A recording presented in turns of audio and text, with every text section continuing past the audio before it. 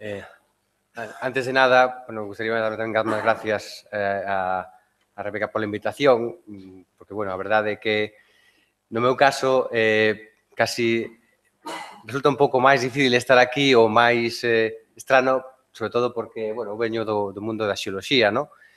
O que pasa é que, bueno, traballo nunha técnica, nun tipo de técnicas que teñen moitas aplicacións, entre elas tamén a arqueoloxía, e, sobre todo, pois, unha delas ten unha aplicación que prácticamente nos últimos anos ten sido crecente na arqueoloxía e mesmo incluso podría decir que unhas perspectivas moi boas, no, de futuro. É que, bueno, esas perspectivas veñen pola evolución de procedimentos, das técnicas que van evolucionando e case sempre, diría que dun xeito casual, entre outras cosas, neste caso, no noso caso, pois eu empecé a traballar nisto, pois tamén casualmente, con Rebeca, no ano 2007, pois por unha serie de intentos fallidos que fixemos, unha serie de problemas que encontramos, pois comenzamos a buscar materiais e aplicar técnicas a esos materiais, non? Antes de falar de calquer resultado, no, dentro do proxecto Enchae, que xa temos algúns interesantes, en da que poderíamos decir que non temos casi ningún 10% en cuanto a adaptación, ou pouco máis, ou pouco por aí, sí quería falar de algúns problemas, de onde, digamos, intentar situar a todo o mundo en cales son as perspectivas que temos para adaptar un edificio, porque a verdade que son poucas, son complicadas, se atompan moitos problemas e isto incluso é interesante porque ten feito que en moitos anos moitas técnicas non se teñen aplicados a edificios, non? Entón, eu quería abordar un pouco a problemática de traballar en edificios, hai moitos problemas en canto a adaptación, das técnicas que podemos aplicar, que son poucas, pero, bueno, dan un espectro importante de materiais que poden dar información sobre a historia dos edificios e, por último, xa concretar e falar un pouco máis do que é o proxecto en sí, os primeiros resultados. Non? Entón, eu salientaría en arqueoloxía, sobre todo os que non somos arqueólogos, encontramos 4 tipos principais de problemas. Non? A verdade é que todos son problemas, prácticamente, non? Pero, bueno, dentro de todos eles vas salvando dificultades pouco a pouco e vas encontrando unha saída, non? O primeiro é as limitacións dos tipos de técnicas. Non? En xeoloxía temos unha cantidade amplísima de técnicas. Temos, non vou a decir unha centena, pero moitas decenas de técnicas. Non? Para que unha técnica de adaptación funcione, ten que cumprir unha serie de requisitos. Unha técnica de adaptación prácticamente é unha técnica analítica que faz, pois, normalmente con unha máquina do tipo que sexa, pero, digamos que o que vas a analizar ten que ser un proceso que cumpla ou ten que ser algo que cumpla 3 requisitos. Non? Ten que ser un sistema, ou o que en ciencia nos chamamos un sistema. Un sistema pode ser, pois, por exemplo, un ecosistema en bioloxía ou mesmo un mineral en xeoloxía. Non? E hai, basicamente, 3 tipos de sistemas, así, en física. Sistemas abertos, sistemas pechados e sistemas isolados. Non? Os sistemas abertos son aqueles nos que hai, pois, un intercambio continuo de materia e enerxía. Un ecosistema, por exemplo, pode ser. Non? Os cerrados son aqueles onde hai intercambio de enerxía, pero non de materia. E os isolados onde non hai ninguna das cousas. Estos son máis estranos. Non? Poderíamos decir que, por exemplo, pois, ata certo punto, pois, o sistema solar podría ser un. Non? Entón, unha vez que un requisito básico é que o sistema ou o que vamos a adaptar ten que actuar como un sistema pechado. É dicir, pode haber entrada de enerxía, saída de enerxía, pero non de materia. Isto é moi importante. E segundo é que ese sistema ten que cumplir, ou esos procesos que se dan, ten que cumplir unha serie de requisitos, de requerimentos. O primeiro é que os cambios que se producen nel, porque ningún sistema, digamos así, de constante no tempo, pois os material, as rochas se deterioran, non? Co tempo, ou pois a madera pois, apodrece, pois que os cambios que se producen nel ten que ser constantes no tempo. Non poden parar nun momento determinado e volver a arrancar outra vez. Non? O segundo, decimos, ten que ser pechado. Isto é moi importante. Non pode haber introducción de enerxía desde o exterior, ou saída, perdón, de materia, ou saída de materia. E o terceiro é que non pode estar, digamos, perturbado por calquera factor ambiental. Por exemplo, un cambio de temperatura ou de presión ou outra cousa. Non? É dicir, se eu teño un proceso que eu quero medir, pero cando fai máis frío, máis calor, iso afecta a velocidade que se produce ese proceso, iso xa non me vale, porque iso xa non o podo controlar eu. Sobre todo, non podo controlar como pasou eso hai centos ou miles de anos. Ben, cumprindo estes requisitos, en xeoloxía temos un espectro amplísimo de técnicas. En arqueoloxía, moitas menos. En xeoloxía, en xeral, poderíamos agruparla en 4 grupos. Os métodos radiométricos, que se basan, sobre todo, en radioactividade, os cronoestratigráficos, se basan en outras serie de cousas, os métodos químicos, basados en procedimentos químicos, e outros tipos de métodos que, en realidad, é unha miscelánea, que se mete aí en métodos que son diferentes e non sabemos onde meter. Os métodos radiométricos tamén ten 3 subtipos, son os máis utilizados. Prácticamente, poderíamos dicir que o 90-95% dos métodos son radiométricos, se basan na radioactividade, a maior parte deles. Por qué? Porque a radioactividade non se ve afectada nin pola temperatura, nin por nada. É un proceso que ocorre constantemente e non se ve afectada por procesos externos. Hai intercambio de enerxía, saídas ou entradas, non hai intercambio de materia, prácticamente, non?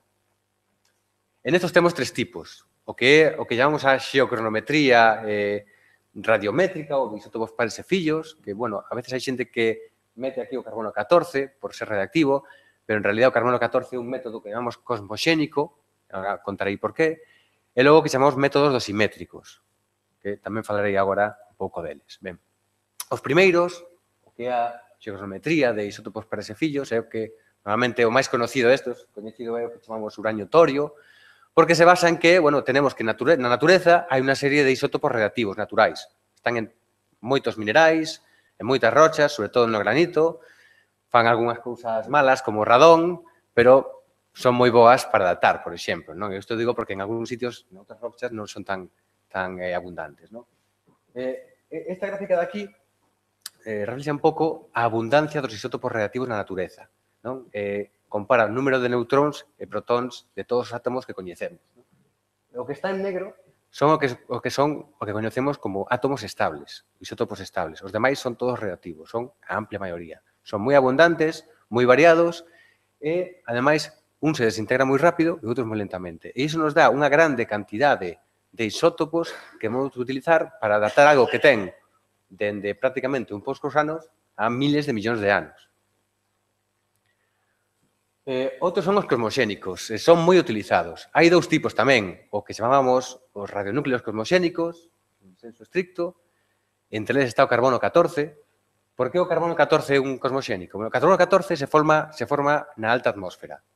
Se forma a partir de nitróxeno 14, que, por decirlo así, recibe un neutrón, se convierte en carbono 14, que é inestable e ese carbono o que fai rapidamente combinarse con oxígeno, que é abundante na atmósfera, e forma dióxido de carbono. E o dióxido de carbono é respirado polos vegetais e así se introduce nos sistemas dos seres vivos. Ou pode pasar tamén que precipite, por exemplo, nunha masa de agua, como carbonatos. Mentras un animal ou unha planta está viva, vai estar incorporando continuamente este carbono 14. Pero non é dunha forma constante. É dunha forma variable, porque depende de como se produce este carbono 14. Esos neutróns que reciben veñen do espacio. Veñen, sobre todo, de supernovas que hai na Vía Láctea, que, de forma que hai veces que temos supernovas máis perto, outras máis lonxe, co cal o que temos é que esa taxa de produción de carbono 14 varía. Por iso, as datacións de carbono 14, estes arqueólogos saben moi ben, teñen que ser calibradas. Por qué?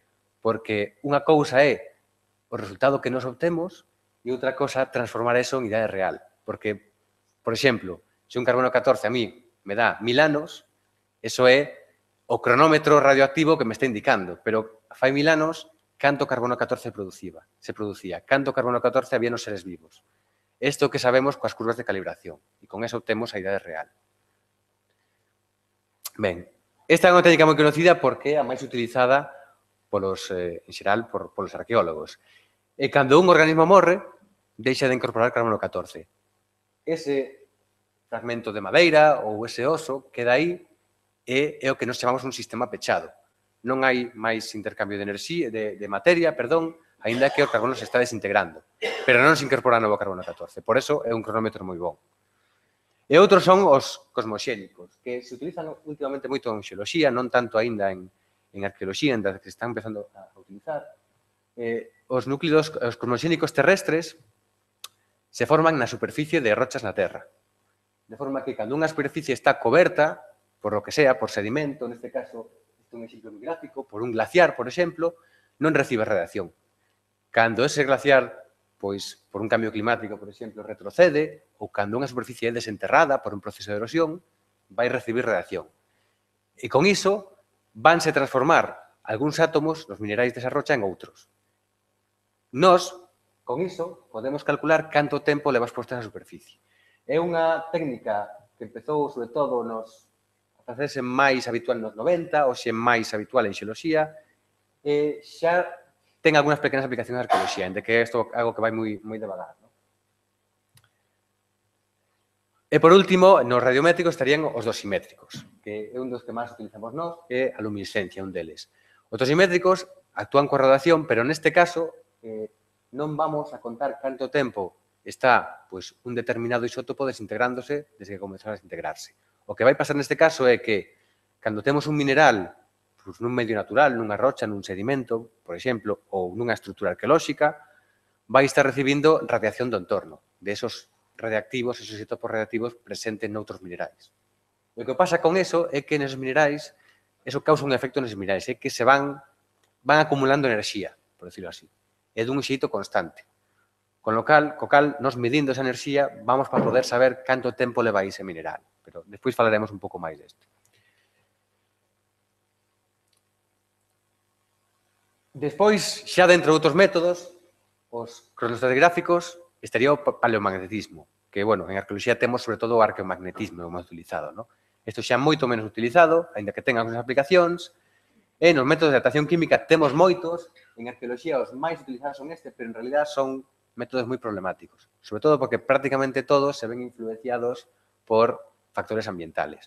O máis utilizado é a racemización de aminoácidos, que é un método que permite saber canto tempo leva enterrado, por exemplo, un oso tamén, ou unha cuncha de caracol, é un caso típico, según o degradados que están algúns aminoácidos, ou algunhas proteínas neles. É un proceso que é constante se as condicións ambientais son constantes. Por iso non é sempre moi válido. Por exemplo, no caso dunha cova, que é un ambiente moi constante, é admitido. Noutros casos é diferente.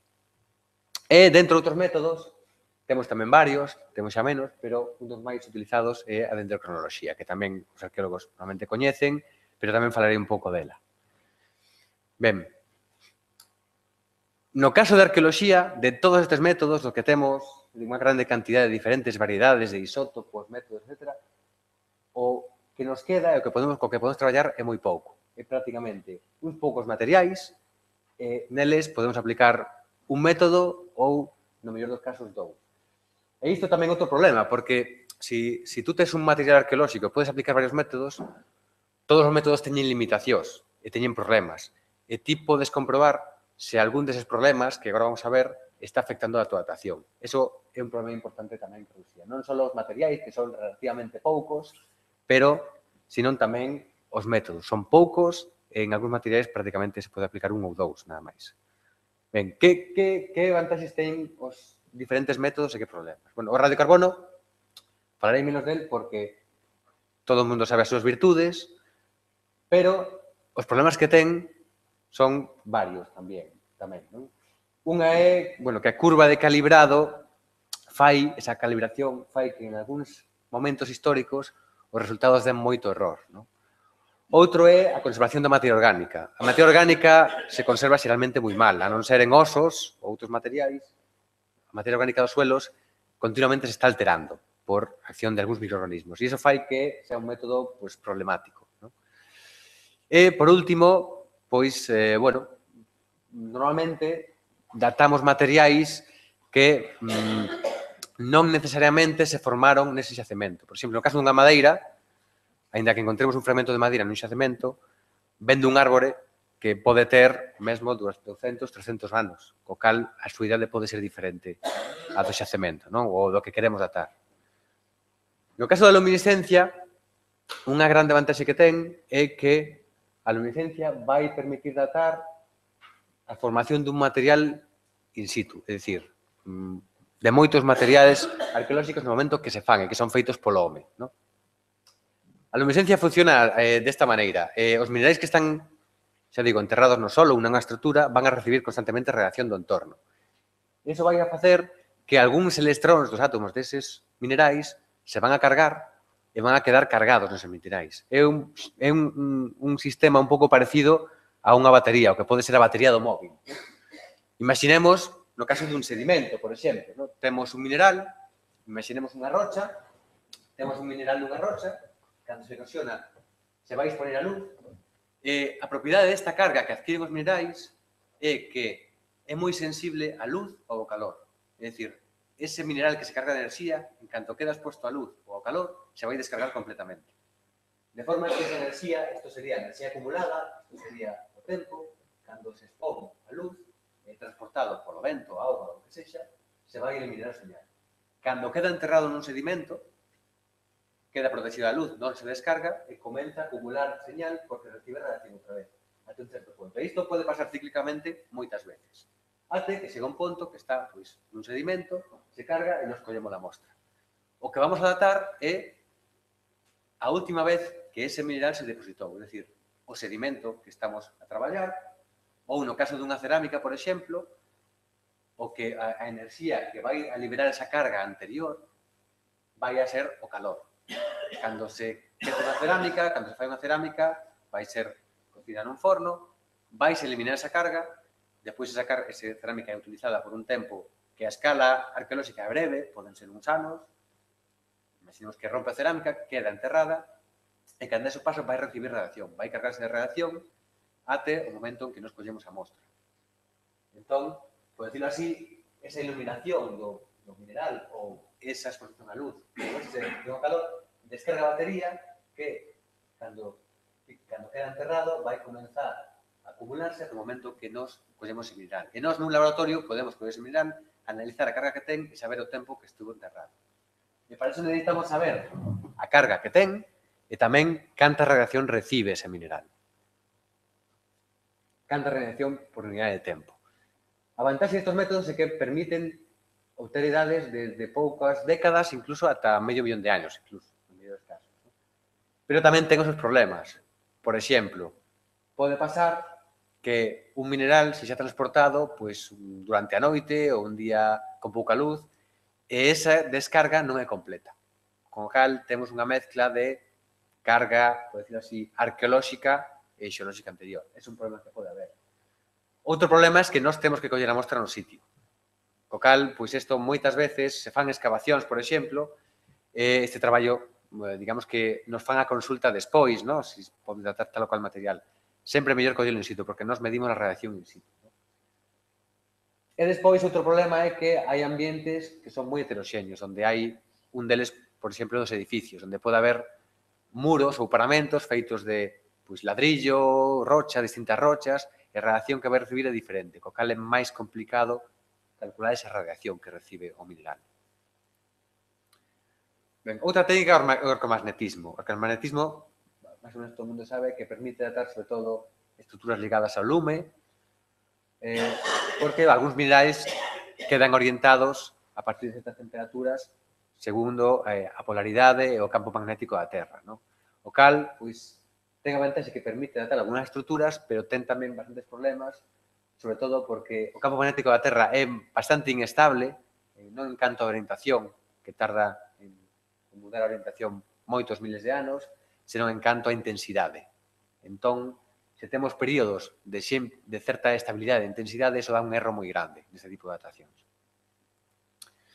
E por último, a dendrocronoloxía, que realmente permite obter edades moi exactas. A dendrocronoloxía consiste en contar os anillos das árbores, dos fragmentos de madeira que encontramos, e, se temos unha secuencia boa, permite datar prácticamente con un erro moi baixo, dun ano arriba un ano baixo. En ese sentido, é a técnica máis precisa.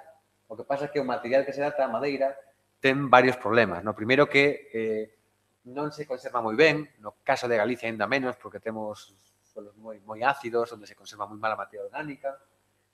E, por outra parte, porque a madeira pode ser reutilizada, por exemplo, ou dentro que un árbore, se ese árbore é antigo, ten unha certa idade, pode haber madeira prácticamente de onte e a madeira de hai varios centos de anos, co cal, iso Pois depende desa madeira de que parte da árbore se utilizara no momento de construcción de algo ou no uso desa madeira no xacemento, eso vai facer que a adaptación vai ser máis ou menos coetánea co xacemento. Ben. Xa temos un grupo de problemas importantes, eso vimos o primeiro punto. Vamos ao segundo, limitacións no materiais a utilizar.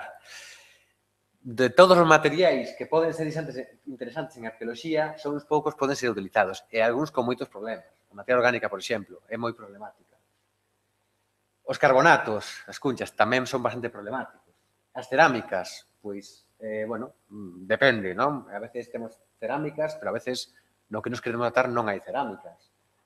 Os sedimentos a veces poden ser datados ou non, ou outras estruturas como hornos ou fogares. Ben. Temos toda unha serie de materiais moi interesantes que xeralmente non poden ser datados, pero sí me gustaría decir que con algunhas destas técnicas que estamos vendo agora, xa se están facendo estudios e algúns xa tiveron éxito para algún destes materiais, por exemplo, con metais ou con superficies. Se ten conseguido nos últimos, sobre todo, 4 ou 5 anos. O que pasa é que non hai procedimentos rutinarios, digamos, para ofrecer á comunidade arqueolóxica. Foron estudios isolados, de pequenas probas, que deron éxito. O que pasa é que, bueno, fan falta ainda progresar con eles e facer máis probas, non? Para ver ata que punto son fiables ou se poden aplicar a todos os casos posibles. A terceira limitación é a cantidade de mostra. Sempre estamos con esa loita cos, sobre todo, arqueólogos e restauradores, non? Porque para nós, cando máis mostra, mellor. En xeoloxía, apañamos o que podemos. Vamos, se podemos levar a montaña entera, levamos.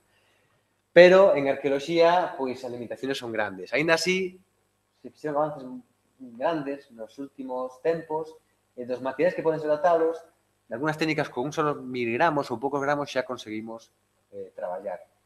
Incluso, nos, no caso da luminiscencia, xa en algúns casos, prácticamente con 10 gramos, estamos conseguindo resultados, vale? Pois, un progreso importante, porque fai anos, con menos de 50 gramos non facías casi nada. E, por último, a outra loita é a precisión. Para nós, un resultado pode ser moi bon, aínda que non sea moi preciso, por diferentes razóns. Porque estamos moi seguros do que temos obtido porque controlamos todo o proceso, por exemplo. Pero iso para un arqueólogo pode ser un resultado moi malo que non lle vale para nada. Por qué? Porque, bueno, as precisións máximas destas técnicas, que están aquí nesta tabla, pois son relativamente baixas. Claro, cando traballas nun período histórico, digamos, límite, pois o límite entre, eu non sei moito disto, pero período romano e post-romano, eu non sei ben onde está, pero necesitas unha precisión que normalmente non vas conseguir.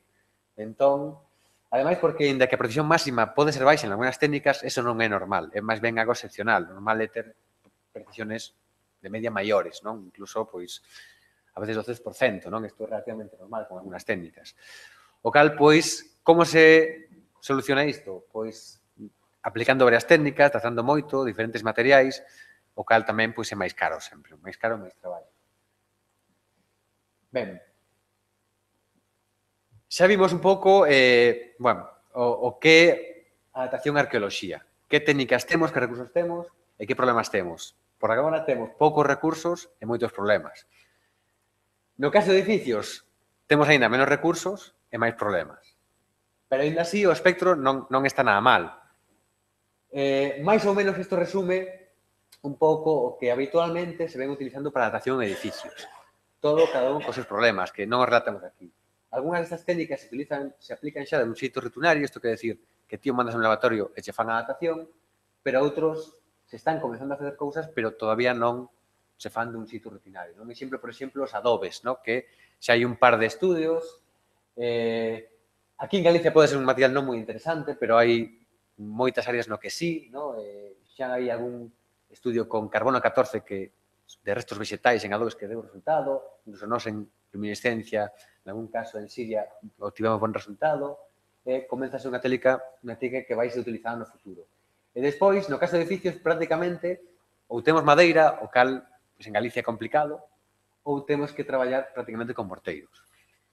Os morteiros, algúns, poden ser datados, máis ou menos, con moitos problemas con radiocarbono e outros por luminiscencia. Pero a maior parte deles O que hai son pequenos estudios que dan moi boas perspectivas, pero non chegan moito máis alá. Digamos que os procedimentos non están desenvolvidos. Ben, no caso de Galicia, te digo, aínda peor, porque, primeiro, madeira non vamos ter casi nunca, sobre todo madeira original, que é o que buscamos. Nun edificio de 1000 anos ou máis de 1000 anos, pensar que se vai conservar a madeira original é complicado. Ladrillos temos máis ben poucos, non é un material moi utilizado en Galicia. Non? Moito máis utilizado a roca, pero no caso da roca, ainda que despois falaré un pouco desto, non hai realmente técnicas que se podan aplicar a adaptación de rocas, por lo menos hoxe en día, no caso de rochas. Por lo cal, quedanos prácticamente os morteiros, todas as argamasas, que ademais en Galicia prácticamente temos dous tipos. Xeralmente son ou de terra, unha mistura de arena, arxilas, etc., ou o que chamamos de cal e arena. Con isto entendemos todos os morteiros que teñen carbonato cálcico e, pois, un material detrítico, pode ser arena ou algo similar. Como podemos tratar estes morteros? Xeralmente, as únicas técnicas que temos é radiocarbono e luminiscencia. Pero o radiocarbono tamén ten moitos problemas. Por qué? Nos morteros de terra, se temos materia orgánica, o que decimos, a materia orgánica non podemos considerarla del todo un sistema pechado, porque se está degradando constantemente. Depende moito das condicións, pero tampouco podemos saber até que punto as condicións de materia orgánica ten variado co tempo nun edificio. Por exemplo, coa humidade. Outra alternativa é se ten algún fragmento vegetal ou carbóns. Nese caso podemos adaptalos, pero tampouco temos garantía de que eso vai a adaptar ao morteiro. Por qué? Porque un fragmento de carbón pode ser dunha madeira de 100 anos antes, 200 anos antes, simplemente se quemou a madeira e ese é o carbón que quedou, pero pode ser máis antigo. Entón, pode darnos unha idea de que vai a ser a desa argamasa, pero tamén pode ser anterior. No caso dos morteiros de calarena, é moi difícil datalos, é moi problemático. Nos últimos anos desenvolveronse algúns procedimentos, pero son moi caros, moi costosos, dan moito traballo.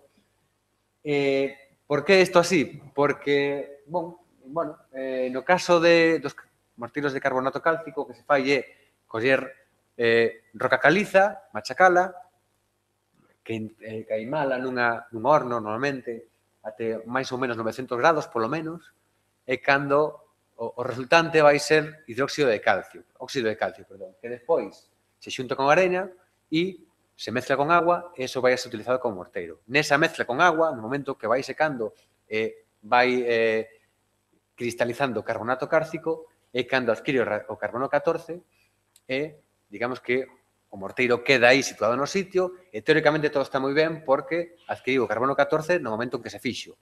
Esa é a teoría. Que pasa? Cal é o problema? Primeiro, que o machacado da rocha non é sempre moi bon e quedan fragmentos da rocha original. E a rocha original ten carbono 14 de hai millóns de anos que xa se desintegrou. O que fai que o resultado que optamos é idades a veces moi antigas. Nos, con esta técnica, temos obtido para morteiros que deberían ter un pouco máis de 1000 anos, idades de 5000 anos, porque é unha mezcla. O segundo problema é que, se algúns morteiros, o proceso de curado, esa carbonatación é moi lenta. Incluso se ten comprobado en algúns estudios que pode levar décadas e ata perto dun siglo.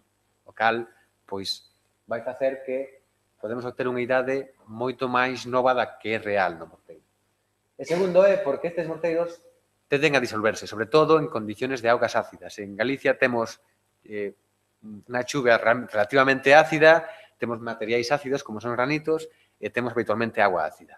Co cal, isto é moi frecuente e cando isto pasa, os morteros se disolven, con isto perden o seu carbono, volven a recristalizar adquirindo novo carbono e isto pode pasar, pois, pode pasar onte ou se o morteiro originalmente ten 1000 anos, 500 anos despois. E isto non o sabemos. Este é outro problema.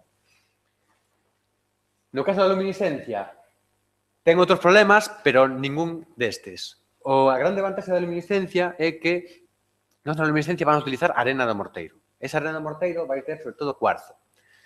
Cando se fai o morteiro, ben sexa de terra ou de cal e arena, o que se fai é se colle terra, nese momento se expón a luz, nós simplemente precisamos un segundo de exposición á luz, e o que van facer é apelmazan o morteiro e o sitúan no edificio, o utilizan no edificio. Por lo tanto, sí que temos a garantía de que vamos a datar momentos en que se fixe o morteiro e o edificio. Mesmo podemos dicir que os morteiros non se reutilizan, non se poden reutilizar, o cual nos dá garantía de datar o edificio. Que outros problemas podemos ter, sobre todo no caso da luminiscencia? O que decíamos, que cando se colleu arena e cando se manipulou, pois as condicións de iluminación non foran adecuadas e non se borrará del todo esa carga que tiña. Co cal, esa batería que se carga dentro do edificio, ¿no? Pois recibindo esa radiación, pois pode ser que teña unha parte de sinal arqueolóxica, pero tamén unha pequena fracción desa sinal que é anterior. O que pasa é que nós temos algunhas ferramentas tamén para intentar ver isto, en certa medida. Ben, no caso do proxecto en Chai, nós comezamos a utilizar, realmente centrámonos en morteiros, nos morteiros que fomos encontrando. E sobre todo en luminiscencia, en que tamén utilizamos carbono 14, sobre todo para comprobar resultados. Pero non foi o primeiro que temos utilizado no caso de Galicia. De feito, o primeiro traballo no que desenvolvemos estes procedimentos foi no caso de Santa Eulalia de Bóveda, en Lugo. En Santa Eulalia de Bóveda, pois nos 2007 contactaron con nós para intentar datar varias fases do edificio. Se dá a circunstancia de que este edificio en moitas fases ten ladrillos, co cal, pois, collemos mostras de ladrillo e intentamos datalas. E o resultado foi bastante malo. O resultado foi que as idades eran moi antigas, non tiñan mesmo sentido porque eran incluso prerromanas, e segundo, porque os erros eran grandísimos.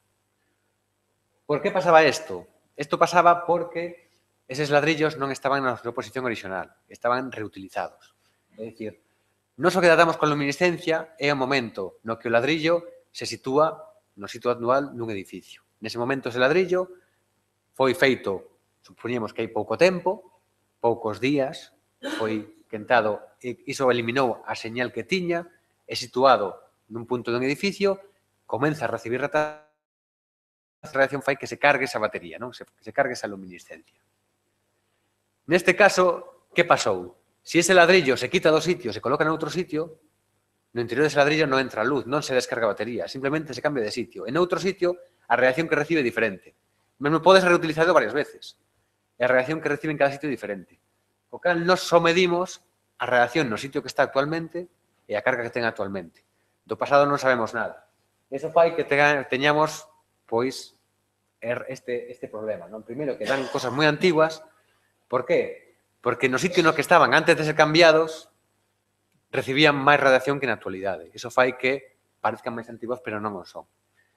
Por eso, despois disto, pois, comenzamos a traballar con morteiros. De feito, esa foi a primeira cosa pola que empezamos a traballar con morteiros, porque encontramos un problema con ladrillos. E cando traballas con morteiros, os resultados xa foron moi diferentes. Esta gracia de aquí mostra máis ou menos os resultados. Estos son aquí os ladrillos de antes. Isto todos son morteiros de diferentes fases, de diferentes partes do edificio. Casi todos dan resultados bastante bons, resultados de diferentes períodos, desde máis ou menos a alta idade media, e algúns outros que dan idades anteriores. O que pasa é que aínda son resultados preliminares, porque temos que comprobar se realmente esta idea é real ou é que dan tan antigos porque o que decíamos antes. Eses granos que se utilizaron, esos minerais que se utilizaron nese morteiro de carbono 14 puderon non ser completamente ben borrados. De feito, temos algunhas indicacións de que o sinal non foi completamente borrado, polo cal non podemos dar completa fiabilidade a isto e temos que comprobar a través de algúns procedimentos se isto pois, é certo ou non. Pero o resultado, neste caso, foi moi diferente. Outro caso que tivo moi bons resultados e onde tamén perfeccionamos un pouco a técnica foi o caso de Santa Mariña de Augas Santas, que neste caso temos unha igrexa, a Basílica da Ascensión, non recordo mal, que é unha igrexa inacabada, e aquí debaixo temos unha cripta moi interesante, nunca tiña visto nada parecido, verdad? Que está feita, pois, de granito, bloques de granito e morteros de terra. Ademais, foi realmente moi difícil coller a mostra porque hai moi pouco, é moi difícil collelo, tuvimos que facelo con moito cuidado, collemos moi pouca mostra, tivemos moitas dificultades, e tivemos moita precaución en todo o proceso, en todo momento, para intentar obter resultados positivos. As precaucións foron de todo tipo. Medimos a relatividade neses puntos de todas as maneiras posibles. Temos 3 maneiras posibles de facelo. Situando nos sitios uns pequenos dosímetros que o van facer os situamos durante uns meses e o van facer acumular tamén unha carga según a redacción e iso despois o medimos no laboratorio. Outro é con un dispositivo que se chama un espectrómetro gamma. No sitio podemos medir a relatividade tamén.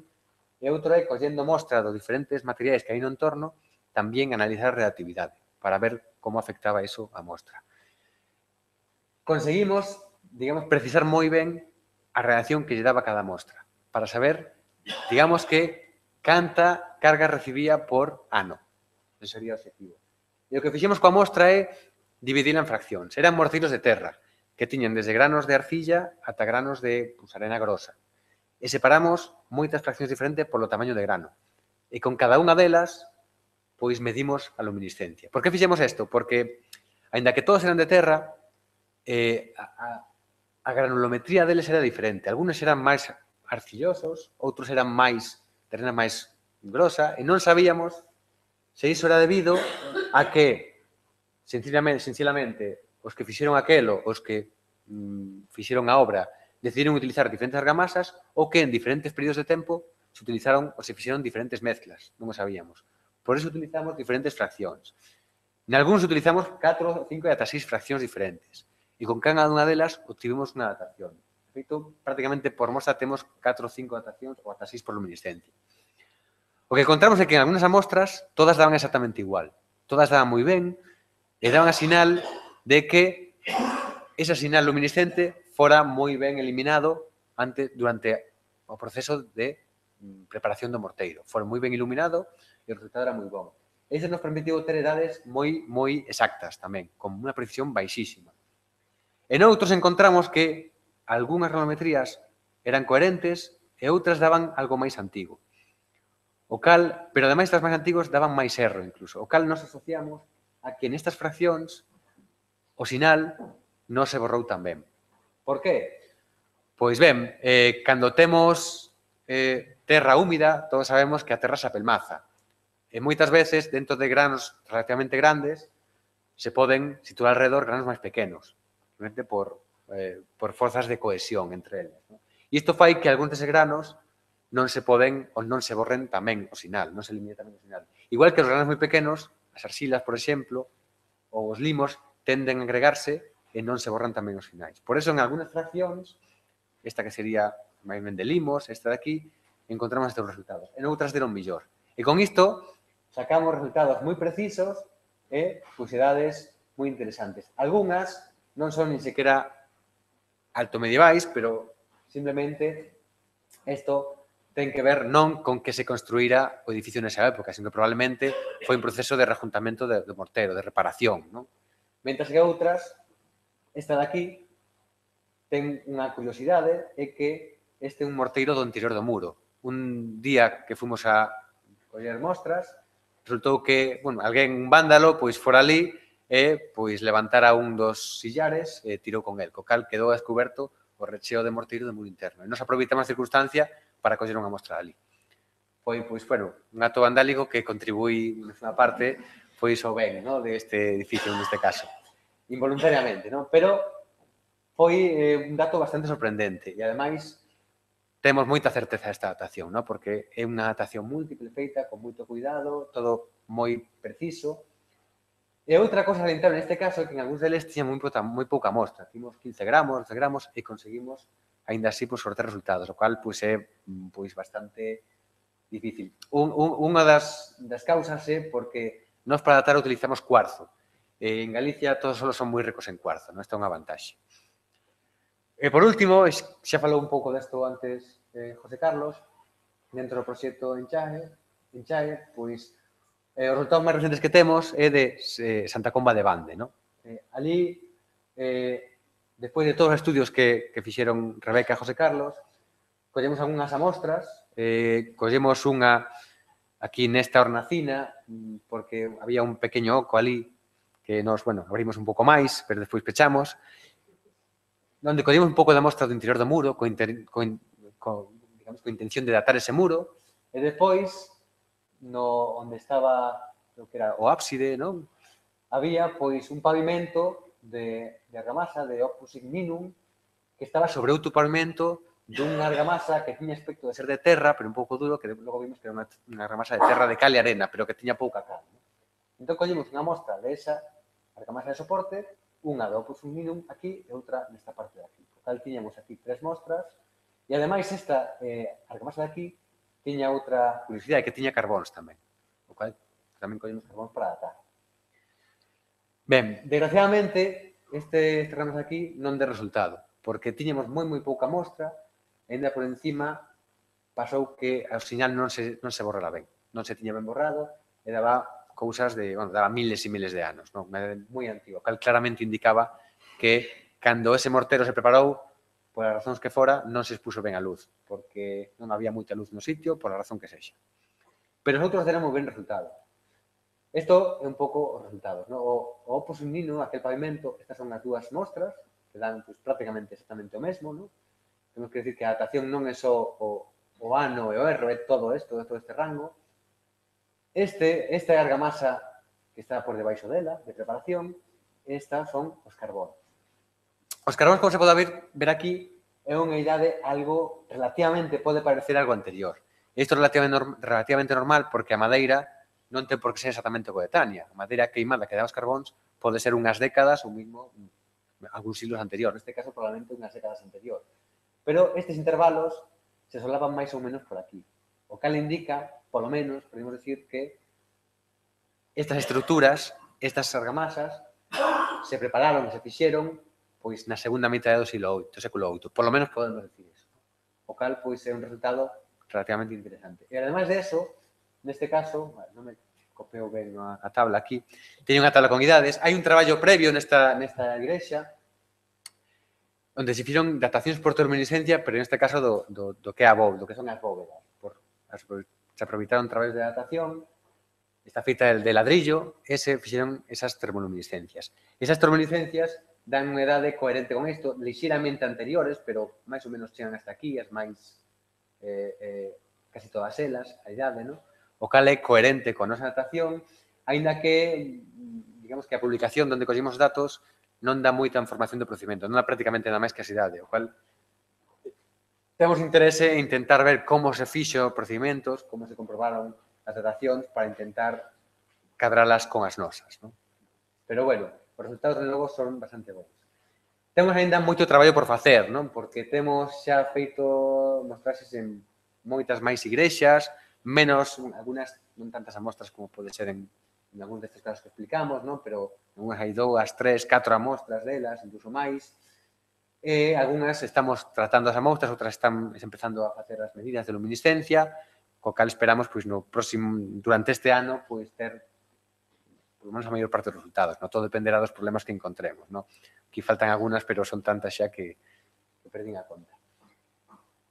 E só para terminar, quería dicir tamén que, a pesar de todos os problemas, as perspectivas de futuro para a datación de edificios son moi boas, non? Nos últimos 5 anos, moi poucos grupos de investigación, aisladamente, poden meternos a traballar neste tipo de procesos.